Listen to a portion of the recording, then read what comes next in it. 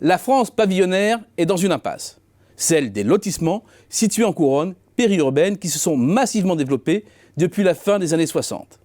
La comparaison des taux de croissance de la population de 12 métropoles sur une longue période donne le contexte. Celui d'une progression nettement plus rapide du périurbain avec le quasi-doublement du nombre de ses habitants contre une hausse de 52% pour la banlieue et un léger dépeuplement du centre. Ces évolutions se retrouvent dans la première aire métropolitaine française avec en son centre Paris, dont la population décroît plus fortement que la moyenne et un périurbain en forte croissance.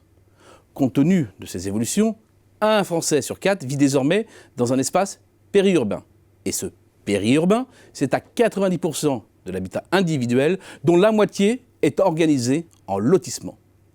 Ce développement rapide est à la croisée de 3 tendances fortes. 1.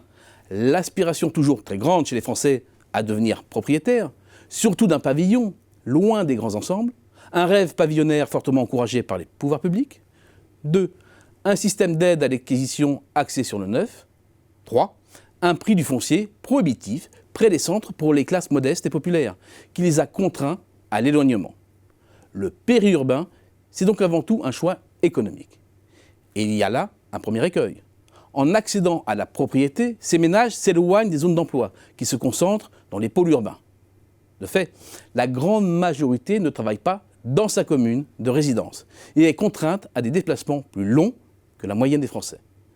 70% des salariés en France utilisent principalement leur voiture pour aller travailler. C'était évidemment beaucoup plus dans les couronnes périurbaines, faute d'alternatives. L'offre de transport en commun n'existant pas car trop coûteuse compte tenu de l'essaimage de l'habitat. L'exemple de l'aire urbaine de Paris est à ce titre édifiante.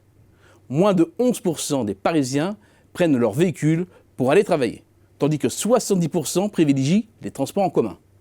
En banlieue, la répartition entre les deux principaux modes de déplacement est équivalente. Dans la couronne de l'aire urbaine de Paris, l'automobile est, et de loin, le principal mode de déplacement pour se rendre au travail. S'il s'agit d'un cas extrême, les mêmes tendances se retrouvent en province. Dans les aires urbaines de plus de 400 000 habitants, la place de l'automobile est écrasante, en couronne à plus de 86%.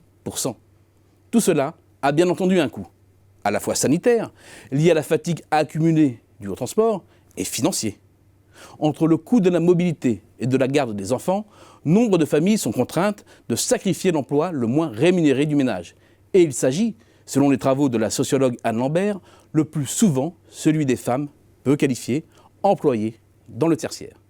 De fait, elles se retrouvent renvoyées à l'espace domestique sans autonomie financière et au prix d'un fort isolement. C'est un fait, il y a beaucoup de femmes dans les gilets jaunes. Au manque de transport en commun s'ajoutent aussi les difficiles conditions d'accès aux services au sens large, écoles, commerces, services administratifs, médicaux, culturels, qui sont également une histoire de densité. Une fois de plus, l'automobile est l'outil indispensable pour y accéder et la multimotorisation, une quasi-obligation.